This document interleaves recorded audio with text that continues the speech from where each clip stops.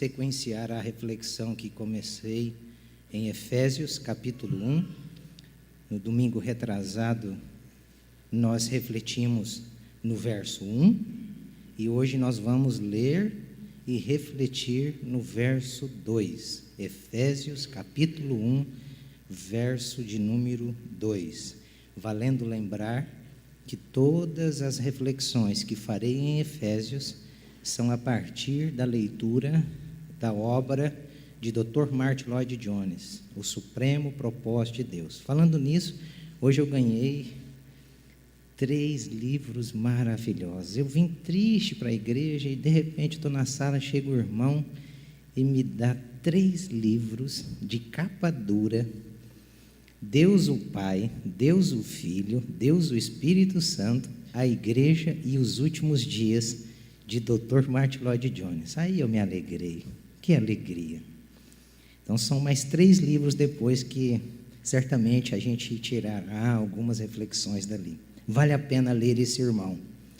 Se você nunca leu nada dele, eu incentivo a ler alguma coisa desse precioso irmão que já partiu e está com o nosso Senhor. Então hoje, a partir do verso 2, nós vamos nos deter em 3 expressões que vão revelar o processo de adoção. No momento em que o Rafael estava fazendo a leitura inicial, meu coração ardia, porque eu disse, como que o Espírito Santo é maravilhoso. Ele está sincronizando a abertura do culto, os louvores, com tudo aquilo que nós iremos refletir hoje aqui. E eu quero hoje deter-me com vocês nesses minutos que eu tenho para nós pensarmos um pouco no processo de adoção. Para isso, o Rafael vai me ajudar fazendo as leituras. Efésios capítulo 1, verso 2.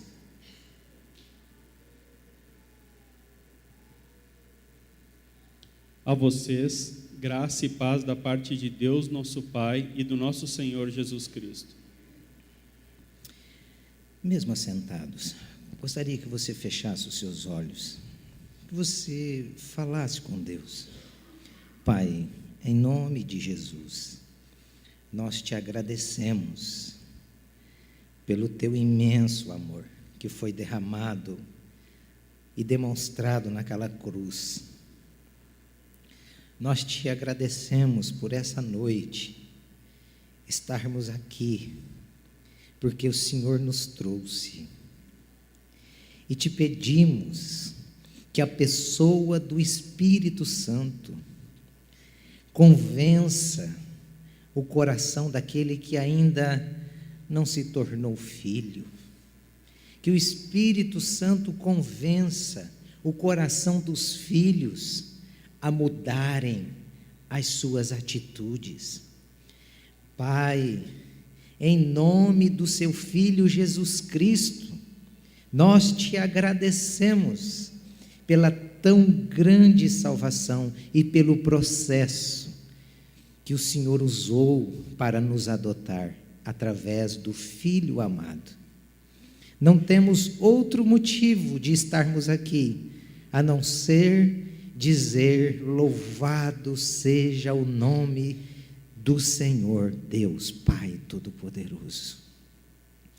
É por isso que estamos aqui e te pedimos, fala conosco, desperta o nosso coração, faça-nos um povo que te tema realmente, um povo com um coração disposto a obedecer a sua voz.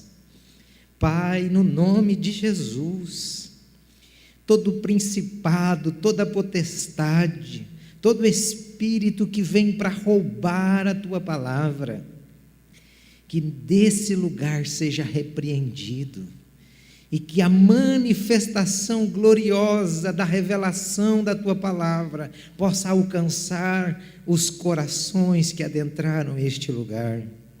Que a presença maravilhosa do Espírito Santo do Senhor seja derramada no nosso meio, que possamos realmente prestar-te um culto em espírito e em verdade, que toda a carne, que todo joelho, que toda língua confesse e se dobre diante da tua majestosa glória. É em nome do seu Filho que nós te pedimos, que o Senhor leve cativa a nossa mente à obediência do Senhor, e que o nosso coração dispostamente se abra pelo Espírito e que possamos ser transformados. Em nome de Jesus oramos. Amém. Amém.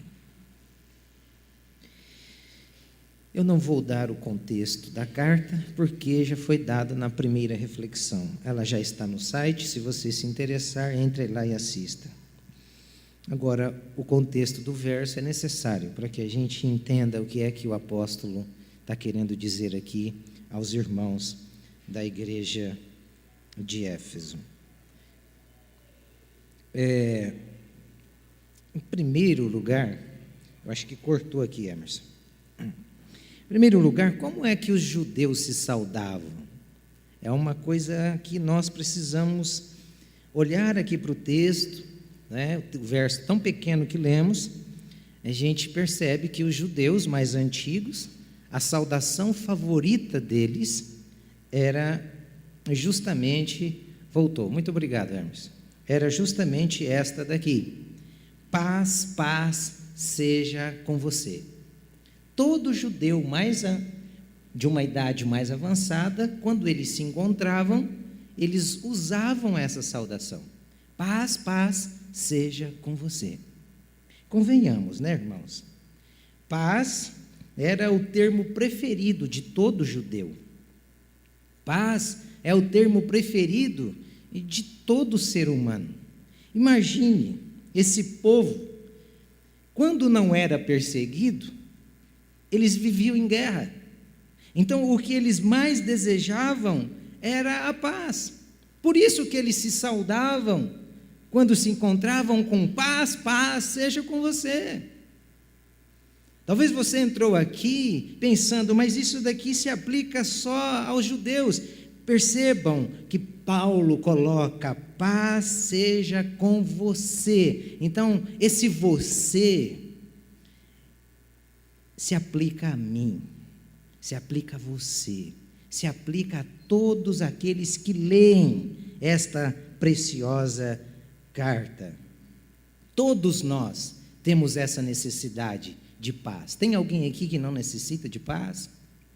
Se você disser que não necessita de paz, eu digo que você é o mais perturbado de todas as almas que está aqui dentro. Porque todos nós necessitamos de paz. Todos nós queremos a paz. Em segundo lugar, a gente percebe como é que Paulo saudava os cristãos. Porque a gente lendo o texto, nós temos que fazer estas perguntas, para que a nossa compreensão seja mais profunda. Como é que Paulo saudava os cristãos? Lembrem-se, apesar de Paulo ter sido designado apóstolo dos gentios, ele ganhou muitos judeus para o Senhor Jesus. Lembram de Atos capítulo 17, verso 2, quando Paulo, na segunda viagem missionária, vai para plantar a igreja aos Tessalonicenses? Ele fica por 3 sábados pregando na sinagoga em Tessalônica, e ali muitos corações de judeus foram alcançados através de Paulo. Então, o que é que Paulo está fazendo? Paulo, ele está olhando para uma igreja miscigenada, para uma igreja misturada entre gentios, judeus, e ele está usando o termo mais conhecido dos judeus, que era o termo paz, e o elevando a um nível cristão. Ele coloca de uma forma em que a expressão paz é precedida pela graça. E isso eleva a paz, eleva essa saudação a um nível muito mais profundo, muito mais grandioso. Os homens, a partir de agora, não mais se saudariam com paz, paz, paz, mas eles se saudariam com graça e paz. E aí talvez você esteja a se perguntar: onde está a profundidade dessa graça que está antes da paz? Olha que coisa fantástica! É como se Paulo estivesse usando uma retórica e através de um trocadilho dizendo que não há paz sem graça e não há graça sem paz. Esta é a profundidade. É Paulo dizendo aos cristãos: olha, se vocês querem paz, aos judeus, se vocês querem paz, precisam da graça. E dizendo a todos aqueles que estavam perturbados, dizendo: querem paz? É só através da graça, e sem graça não há paz. E também paz precisa de graça. Aqui está a profundidade dessa expressão. Então, qual foi a intenção de Paulo com essa saudação? Olha, certamente ele não está usando aqui as palavras sem pensar. As palavras que Paulo está usando são totalmente palavras inspiradas, carregadas de uma significação muito profunda. O grande problema nosso é que, como leitores das Sagradas Escrituras, nós temos uma tendência muito fácil de lermos as porções diárias das Sagradas Escrituras. E conseguimos fazer a nossa leitura diária. E depois da nossa leitura diária, fazemos uma oração diária. Uma certa leitura e uma certa oração. E passamos por expressões como essas, sem as considerarmos, sem refletirmos, sem perguntarmos o porquê de tudo isso. Ainda mais que soltamos das nossas bocas, soltamos da nossa boca graça e paz com uma facilidade muito grande. Parecemos parecemos aquelas pessoas que têm uma religião, que vão rezar o Pai Nosso, e rezam o Pai Nosso, sem pensar no que estão falando, sem refletir na profundidade que é o Pai Nosso, não como um mantra, mas como um jeito de viver. E aqui Paulo está querendo que os irmãos, a intenção é que os irmãos de Éfeso e todos os leitores experimentassem as infinitas riquezas, as insondáveis riquezas do precioso Evangelho do nosso Senhor Jesus Cristo. Esta é a intenção de Paulo. É esta a intenção de Paulo. E hoje nós vamos observar então estas três expressões. E a primeira expressão vai nos revelar aqui no processo de adoção a nossa necessidade. O mesmo verso, nós só vamos parcionar, nós só vamos pegar as palavras e observar que a nossa maior necessidade é de graça e de paz. Na minha compreensão, não existe duas palavras mais importante, mais necessária à fé cristã do que graça e paz. Não existe, porque elas representam as duas polaridades do caminho da fé. Graça é o início e paz é o destino. Nós estamos na vida cristã porque fomos inseridos pela graça. E o destino que a graça produz não é outro senão a paz. Então, é como se Paulo estivesse dando de presente àqueles irmãos o início e o fim da fé cristã. Isso é fantástico. Isso é fantástico. Então, qual é o significado dessas duas palavras? Para nós observarmos de um modo mais minucioso. Qual o significado dessas duas palavras? Primeiro, graça. Todos conhecem, todos sabem, graça é favor imerecido.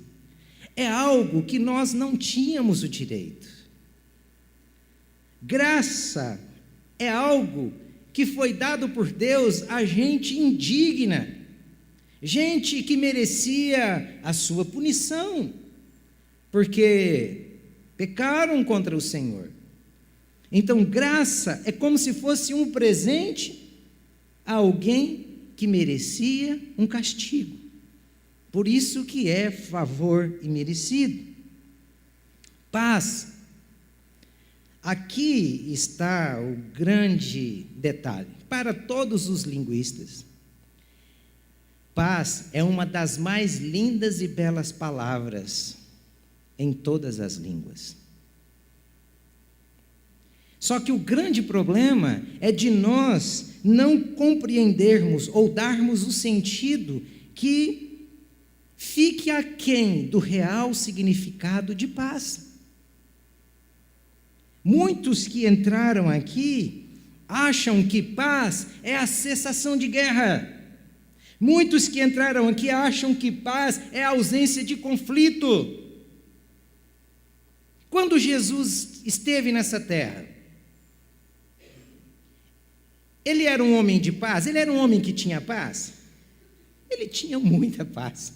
Tanto é que Isaías descreve como o príncipe da paz.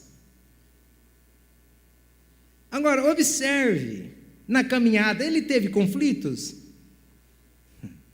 Foi o que mais teve. Tanto é que o final do conflito foi terminado onde? Na cruz. Paulo era um homem que tinha paz. Este homem que está escrevendo é Paulo. Ele tinha paz em seu coração?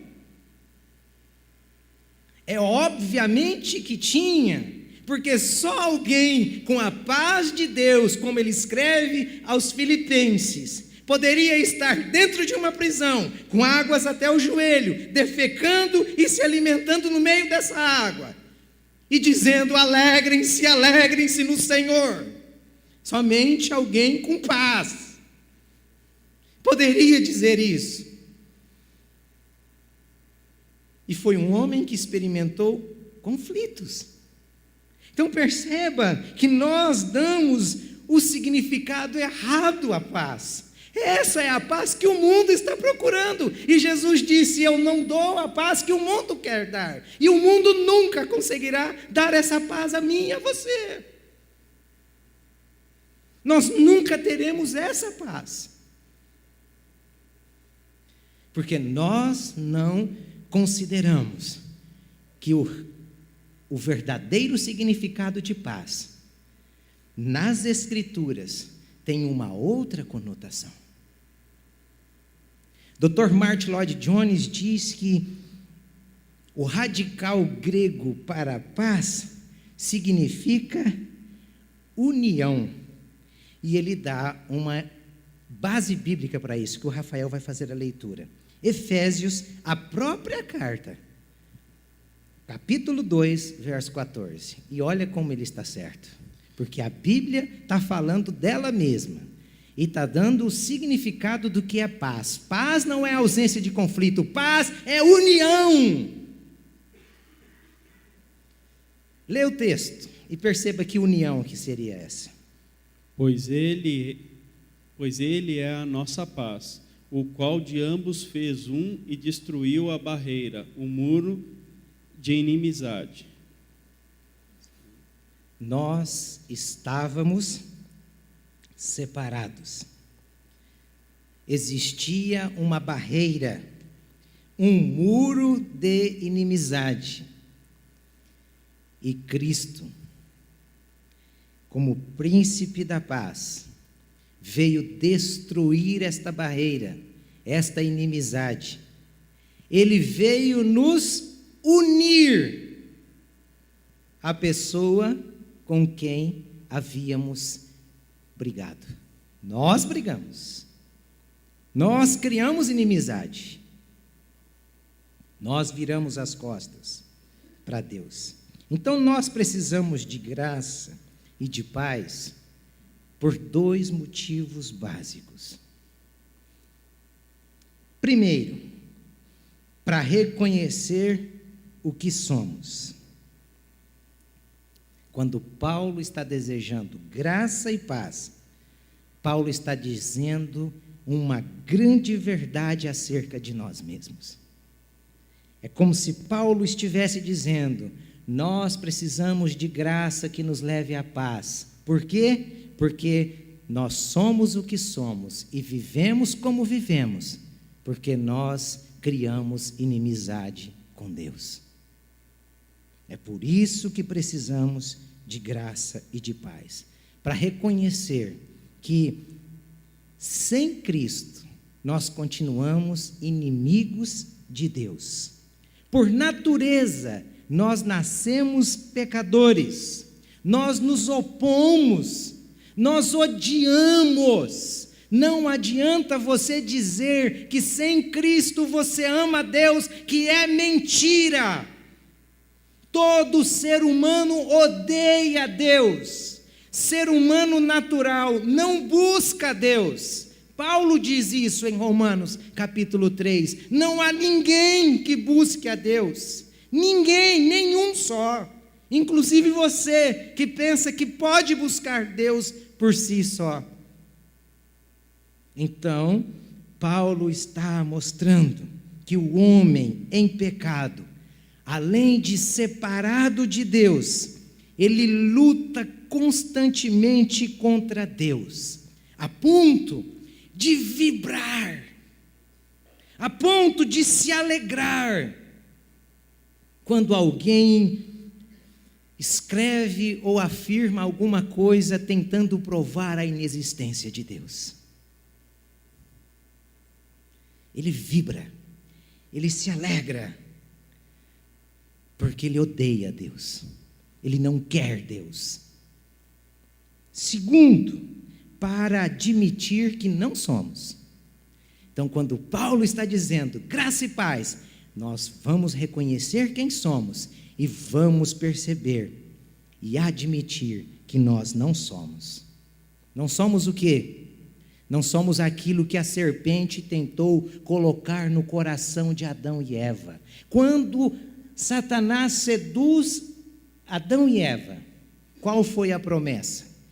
Deus disse para vocês não comerem, porque se vocês comerem, serão iguais a Deus. Nós não somos deuses. Nós temos que admitir isso daqui. Deus não nos criou para sermos deuses. E este é o grande problema. Enquanto nós estabelecemos os desejos do nosso coração como lei para alcançarmos e para vivermos conforme o nosso coração deseja, nós estamos dizendo que a nossa guerra com Deus continua. Talvez você que entrou aqui não admite ser exortado e corrigido por Deus, pelas Sagradas Escrituras. Isso é uma demonstração de que você ainda não nasceu de novo, de que você ainda não recebeu realmente a revelação das Sagradas Escrituras. É um grande significado de que você pensa que é Deus, que não precisa de Deus. Alguns anos atrás, me lembro como se fosse hoje, um casal chegou a mim e disse: nós queremos participar da ceia. E eles vivendo uma vida de pecado. Eu disse: não participem, porque será para a própria condenação. Mas lá na outra nós participamos. Lá é lá. Aqui eu estou querendo que você tenha consciência do que é necessário para que você viva uma vida com Cristo. Saíram sumiram. Um casal de namorado que se diz cristão e vivem uma vida sexual ativa, eu lhe digo, nasça de novo, porque você não entendeu o plano de Deus. Homens que vivem pulando cerca, cuidado que uma hora Deus castra você. E tomara que seja uma circuncisão no coração, né? Porque numa pulada dessa pode ficar pendurado no arame. Então nós precisamos nos alegrar quando somos corrigidos pelo Senhor. Por isso que deste púlpito não pode sair mensagens que alise o nosso ego. Daqui precisa sair mensagens que confronte o nosso querer, o desejo do nosso coração. Nós não podemos andar conforme sentimos no coração, porque se andarmos conforme sentimos no coração, nós estamos nos comportando como deuses. E normalmente o que Deus quer é aquilo que contraria a nossa vontade. Quando alguém diz e vem conversar comigo, eu preciso de um conselho, e ela diz assim, olha, eu estou querendo fazer isso, eu digo, então não faça, porque essa é a tua vontade. Faça o que não quer, porque aquilo que não quer é o caminho de Deus. Normalmente é assim que acontece. Nós já viemos com aquilo que queremos, e não com aquilo que Deus quer de nós. Por isso nós vivemos infelicidades, vivemos guerras e conflitos internos. Por quê? Porque somos deuses. Imagine, uma guerra de deuses. Olha para os Estados Unidos e a Coreia do Norte. 2 deusinhos querendo brigar. E ambos apresentam justificativas de que ele está certo e o outro está errado. São deuses. O que nós precisamos é nos jogar diante da cruz, dizendo como João Batista, Deus, que tu cresças e eu diminua. Como disse Paulo,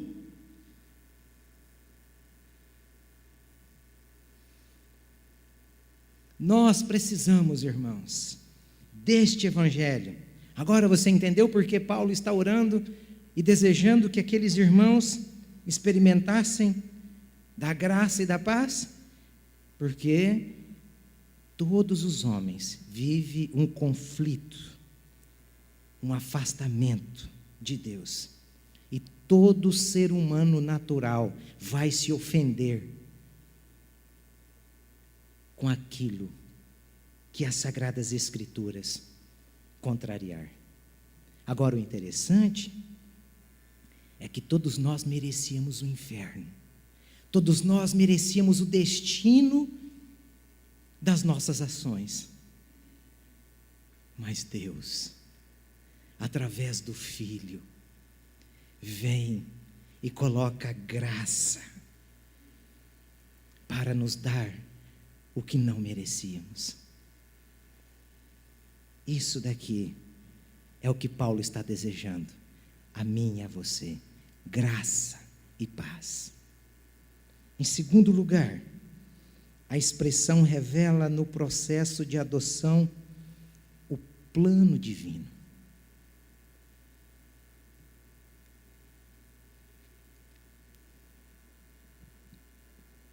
Se antes nós éramos inimigos de Deus, torcíamos para que Deus não existisse, nós não gostávamos e não nos sujeitávamos às leis de Deus.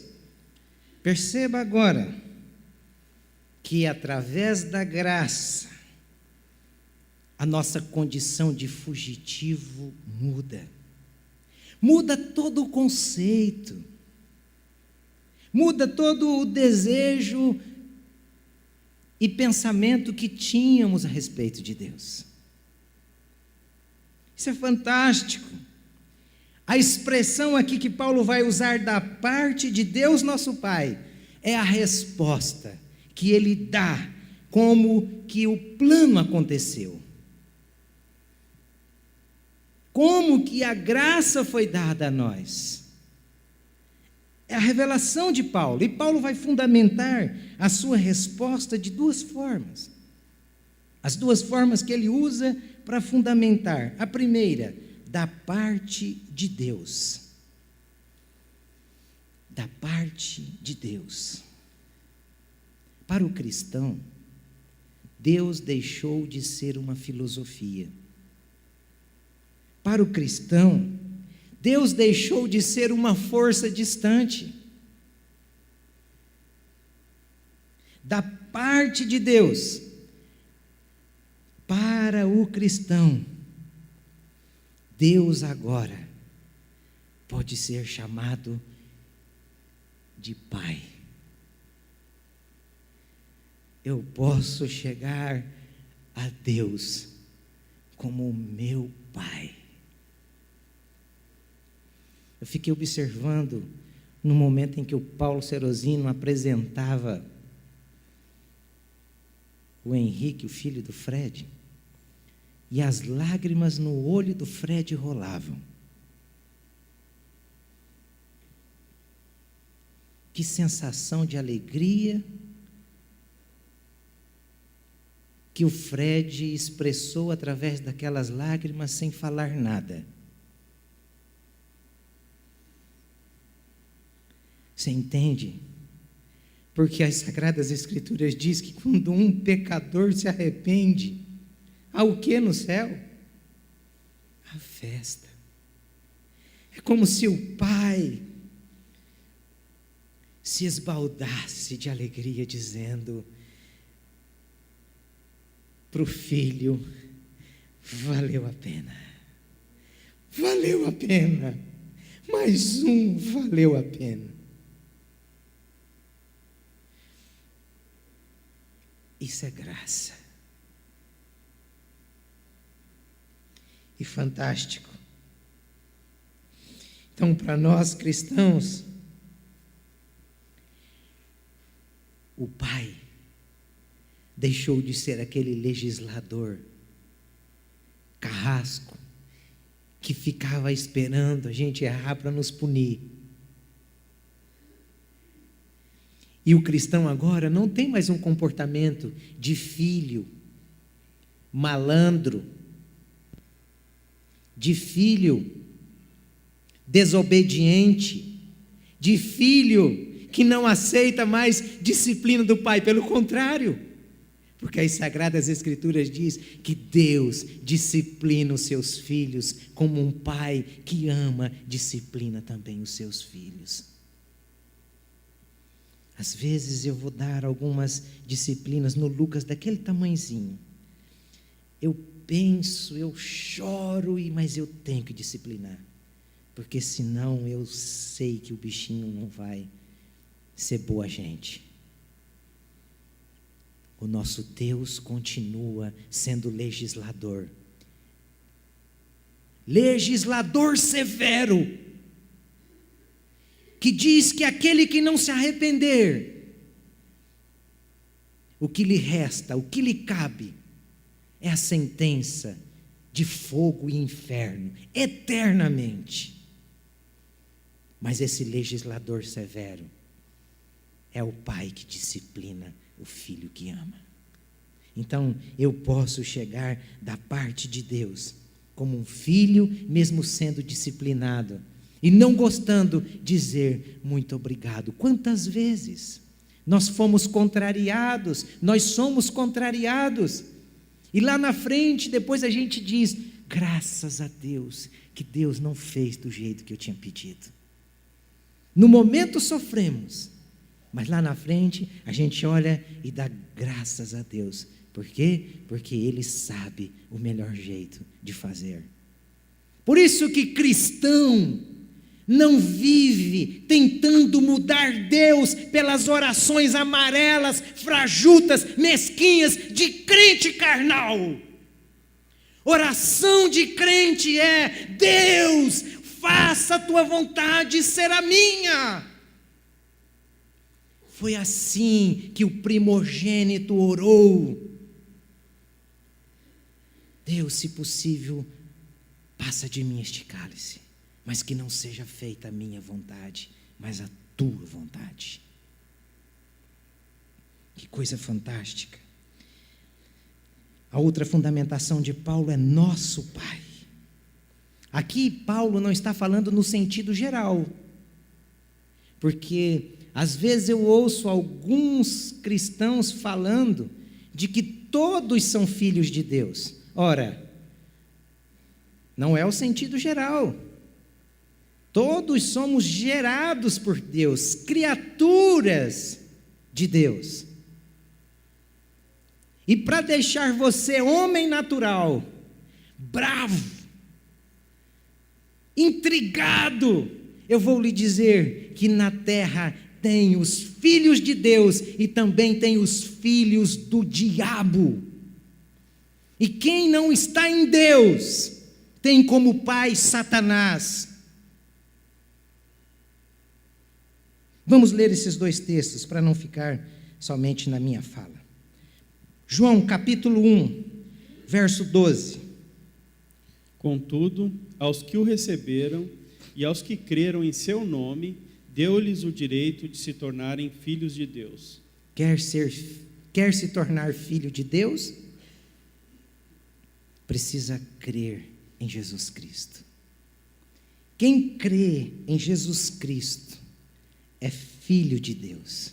Mas quem não crê em Jesus Cristo não é filho de Deus. Se você está aqui nessa noite e não está aceitando isso que eu estou lhe dizendo, é uma prova de que você não nasceu de novo. Agora, olha para esse outro texto. 1 de João, capítulo 3, verso 10. Desta forma, sabemos quem são os filhos de Deus e quem são os filhos do diabo. Quem não pratica justiça não procede de Deus, e também quem não ama seu irmão. Pastor, que mensagem que falta amor. Esse é o amor que não nega a verdade. Esse é o amor que demonstra que na terra tem os filhos de Deus e que tem os filhos do diabo. Coisa fantástica. A Bíblia vai apresentar duas gerações e duas histórias. O texto eu não projetei, mas você pode abrir. Efésios capítulo 3, verso 8 a 10. Aqui nós vamos perceber, nessas duas gerações, que os profetas não sabiam desse mistério. Por isso eles não falaram. Mas a Paulo foi revelado esse mistério.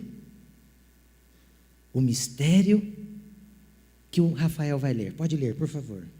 Embora eu seja o menor dos menores dentre todos os santos, foi-me concedida esta graça de anunciar aos gentios as insondáveis riquezas de Cristo e esclarecer a todos a administração desse mistério que, durante as épocas passadas, foi mantido oculto em Deus, que criou todas as coisas.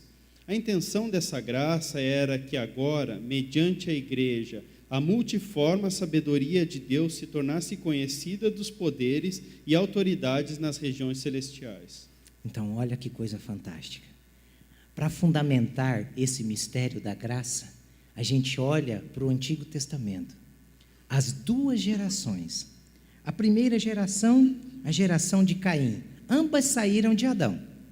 A geração de Caim, Gênesis 4:16, a parte A.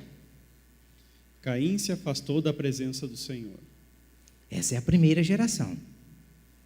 A geração que se afasta da presença do Senhor.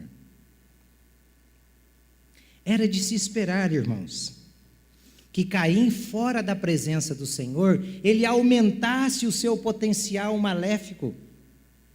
Era de se esperar, era natural. E foi isso que ele fez mesmo. Quando você observa, por exemplo, um filho de Caim chamado Lameque, ele repete o comportamento de seu pai, Caim. Ele também comete um assassinato. Ele dá origem, ele perverte um princípio bíblico. O princípio bíblico de Gênesis 2, 23 a 25. Deixará o homem pai e mãe, e unir-se-á a sua esposa, e ambos se tornarão uma só carne. Vem esse Lameque, Gênesis 4,19, e dá origem à poligamia. Vira a festa. E percebam o desastre. Os filhos de Deus começaram também a praticar a poligamia. E Deus até permitiu no meio do povo dele. Para que nós, hoje, igreja, olhássemos para a história e percebêssemos o que a poligamia causou até no meio do povo de Deus. Lembram de Abraão? Sara e Agar. O que deu entre as duas? Briga. Aí teve Ismael e Isaac. O que teve entre esses dois? É só você olhar para os judeus e para os palestinos. Você que é o defensor da poligamia, é este exemplo que você quer? Segue esse princípio, Deusinho. E depois, no momento em que estiver os conflitos, não vá se dobrar diante de Deus dizendo: Deus, por que isso? Aí Deus coloca o espelho para você olhar para o seu Deus. Aí ele fala aí com o seu Deus, por que isso? A outra geração, a geração de Sete. Essa foi diferente. Essa é a geração agraciada. Essa é a geração comprometida com Deus. Sai a partir de Enos, o primeiro homem da descendência de Adão, agraciado por Deus para começar a adoração a Yahvé. Gênesis 4, 26.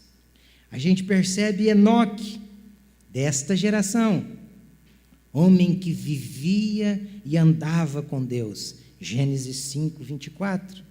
Sai Gênesis 5, 29. Noé, o apregoeiro da esperança e da justiça, é como se fosse o libertador que trouxesse esperança para o povo.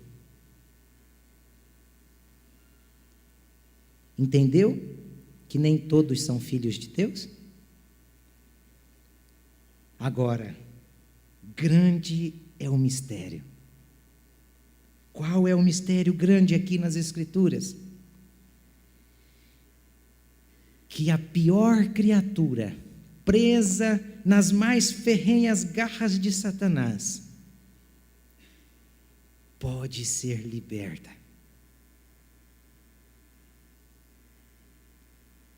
E tornar-se filho de Deus.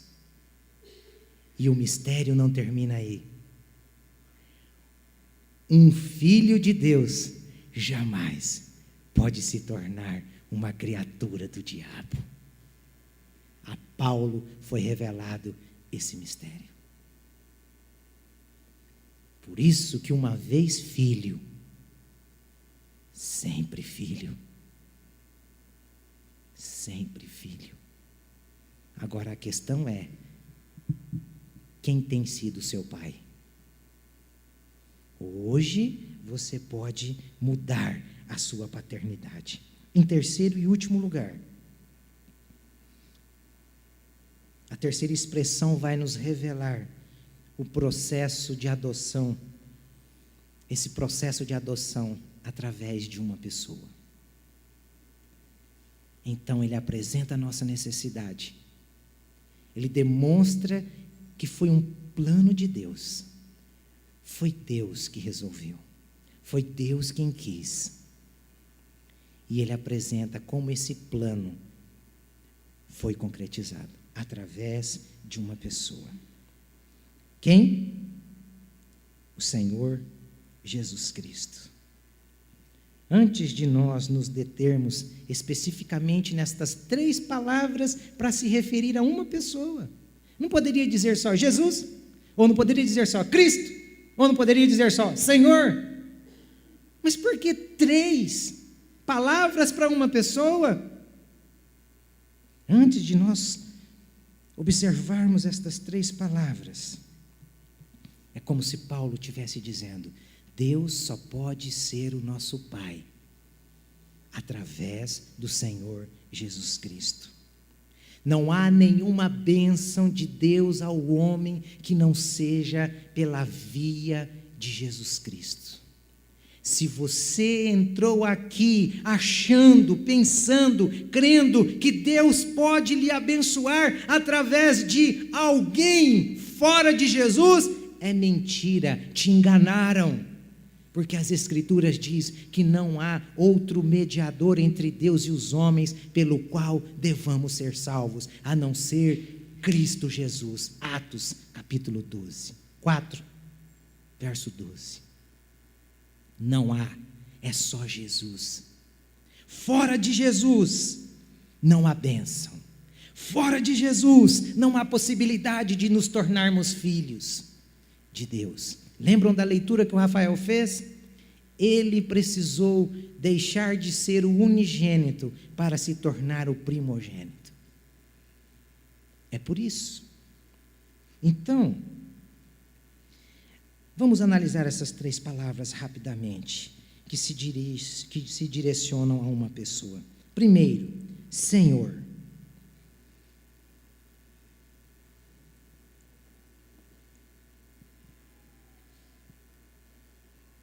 Eu não havia pulado, né? Senhor. Praticamente todos os teólogos e comentaristas, eles afirmam que esta palavra Senhor é a mesma palavra para Jeová. E, praticamente, o judeu não ousava mencionar o nome Jeová, o nome de Deus. Então eles diziam Senhor. E aqui, Paulo não hesita em dizer que Jesus é Senhor, que Jesus é Jeová. Paulo o coloca do lado de Deus. Da parte de Deus é do lado. Uma conjunção para ligar do nosso Senhor Jesus Cristo. Paulo está indicando que graça e paz, que bênção da salvação e da filiação, só chegou até nós por causa de Jesus, por causa do Senhor Jesus Cristo. E aí ele vai colocar Jesus. Por que Paulo coloca Jesus e não só Senhor? Porque Jesus é a expressão exata da humanidade. Ele não só sendo Deus, mas ele sendo homem. Como Jesus, ele nasce em Belém. Como Jesus, ele não veio como um Deus pronto. Ele cresce como uma criança normal, nasce como uma criança normal, trabalha como um homem normal, a ponto de ser confundido. Este aí não é o filho de Maria e de José o carpinteiro? Por isso a referência acerca de Jesus. E por isso que a Bíblia revela, as Sagradas Escrituras revelam vários irmãos de Jesus. Como pastor, ele inicia o seu ministério aos 30 anos. Como homem divino, realiza milagres que só Deus era capaz de fazer.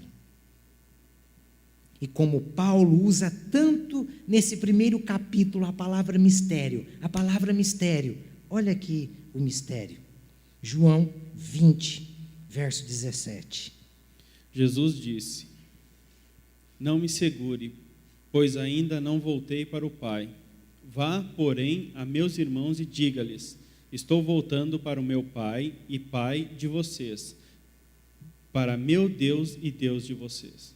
Jesus é Deus, mas como homem, Deus é seu Pai. Está percebendo? Olha que mistério. Ele é Deus, mas como homem, Deus é seu Pai. Como homem, ele desce às partes mais baixas. Ele sofre as agruras por causa do meu pecado, por causa do seu pecado. Ele se sente abandonado pelo próprio Pai. Tudo para trazer a mim e a você a graça e a paz. Só para isso. Só para isso. Então ele assume a posição de homem, nascendo de Maria, para nos dar o direito de assumirmos a sua natureza, a natureza divina. Por isso que podemos ser chamados de filhos de Deus, porque ele se fez homem. Como Deus, ele se fez homem, para como homem nos inserir na natureza divina e podermos chamar Deus de Pai. Que coisa fantástica, irmãos. Ele troca de natureza para nos dar o direito de termos a nossa natureza também trocada. E como Cristo, a palavra Cristo é a referência daquele que foi enviado para redimir o povo. O ungido do Senhor. Aquele que veio para resgatar pecador. Por isso, não somos nós quem encontramos Deus. Deus não estava perdido.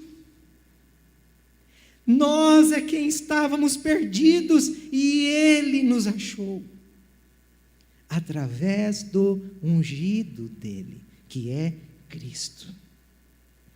E como Cristo, ele recebe sobre si o castigo que nos traz a paz. Como Cristo, ele assume a minha natureza. E como Cristo, a sua carne é rasgada, o seu corpo é partido. Como Cristo, o seu sangue é vertido. Para que eu e você pudéssemos hoje, diante deste perfeito sacrifício, nos dobrarmos e também recebermos a natureza divina. Ele assume o meu lugar e o seu lugar para nos dar o direito de assumirmos o lugar dele, junto com ele. E eu quero terminar dizendo a você, Deus tem muitos filhos ainda que ele vai adotar. Ah, tem muitos filhos. Quem sabe aqui dentro hoje tem vários. E se você ouviu e entendeu que ele te chama dizendo que você precisa de graça e de paz, que você precisa hoje se render, entregar o coração a ele, para que ele seja o legislador, aquele que direciona o seu caminho e a sua vida. Certamente, se ele te chama, você não resistirá, porque é ele que está chamando. Agora, se ele não te chama, certamente isto não surtirá efeito a você. Agora só pode chamar Deus de Pai quem crê no Filho. Só pode chamar Deus de Pai aquele que se arrepende de seus pecados e confessa como seu Salvador. Só esses Deus deu o direito de lhe chamarem de Pai. E Ele deseja realmente ser o seu Pai. Se Ele não tem sido, hoje Ele quer ser o seu Pai. A salvação é para você que se sente perdido. Se você não se sente perdido, não é para você. Você é Deus. E Deus no céu só tem um. O que quis ser caiu de lá como uma estrela. E virou uma serpente e come pó até hoje. E o que lhe espera é uma lagoa de fogo ardente. Agora, para quem se sente pecador, incompetente, fracassado, esse sim, esse é bem-vindo. Esse é os tais que o Pai procura.